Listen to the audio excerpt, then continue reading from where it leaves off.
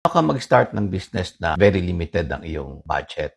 Napakahirap. In fact, deterrent yan sa pag-uumpisa. Lalong-lalo na kung ang feeling mo, kukulangin ka. Ba't ka mag-uumpisa ng business? At wala ka naman pang kapital. Kukulangin ka naman talaga. And therefore, ang unang-unang tama natin is yung mindset natin na ang business is nangangailangan ng malaking kapital. Ako nagsimula ng walang kapital kasi ang sinimulan ko is freelancing, doing business plans for businesses, small and medium businesses. Doon ako nagsimula at unti-unti akong lumago kasi kaya ko mag-aral, kaya kong matuto habang ginagawa ko. And I think that's the best, no? Natututo ka sa ginagawa mo na maliit at habang natututo ka, papalaki. So, natural na isipin natin yung budget kasi habang nagdinegosyo tayo, kinakailangan natin matustusan yung ating mga pangailangan, especially yung pangailangan ng ating anak, ng ating pamilya. That's why, mahalaga din na isipin natin kung magkakasya yung ating savings habang nagde-develop tayo ng business. Kinakailangan aralin yon.